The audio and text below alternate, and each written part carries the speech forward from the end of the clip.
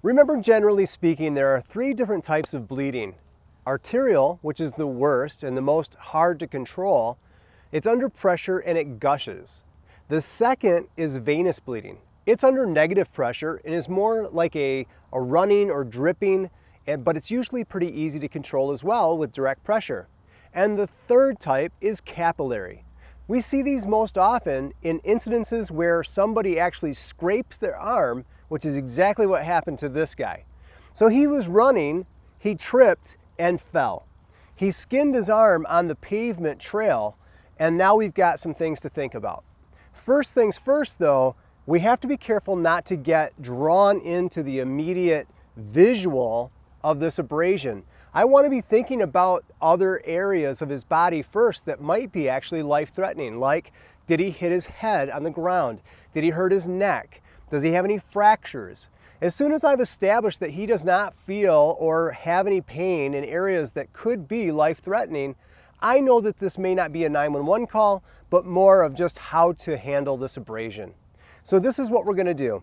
The first thing first is that we're going to actually debride or clean the wound. As you can see, he's got some dirt in there, he's got a couple rocks. If they're embedded, don't usually try to pick them out yourself. It's a great amount of discomfort to the victim themselves, and it may be something that the urgent care center or hospital will want to do to make sure they get all of it out. But in this case, we're going to start with running water. Just running water over the wound. Brushing it out a little bit. We've got clean gloves on. Getting all that dirt, cleaning some of the excess blood off. As you can see, there's still a little bit of dirt in there. We can keep washing it until we feel confident that we've got it out. You could also use a local drinking fountain if you didn't have bottled water available. I also thought for this topic, I might touch on practical application as well as the ideal situation. You're out at the park, you're hanging out, you might have a couple napkins from the local fast food restaurant. If that's all you have, you could use that to dab the wound, to stop the immediate bleeding, and to get it under control.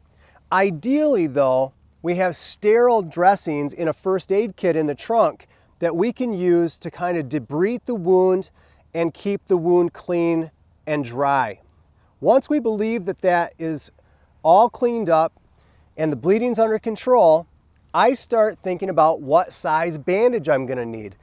If we don't have a bandage, it could probably wait till home. Put on some triple antibiotic to stop any type of infection from occurring. Leave it open air, have them be careful with it, and you're probably good to go. But let's say we do have Band-Aids with us. Is it going to be the regular 1x3? Not going to happen. Too big of an abrasion. So I took out my 3x4, which is a perfect size for this size abrasion. It's a non-adhesive, which means it was developed so that it didn't stick to the actual tissue itself. So after I put my triple antibiotic cream, I'm now going to cover it with my sterile dressing. To hold that in place, can you hold that for me? I'm going to rip a couple pieces of medical tape. I'm going to apply one to the top, and I'm going to apply one to the bottom, and bingo, we're all set to get them home and do a little bit better job on the bandaging. Now, some couple points of interest here. You might remember doing like the peroxide cleanse and things like that. We're steering away from those as we're finding out that actually peroxide is a little harsh on tissue. It's better just to take clean water, potable water, clean out the wound, get it to stop bleeding. Very easy with capillary wounds. Bandage it after we put triple antibiotic on it, and you're ready to get back into action.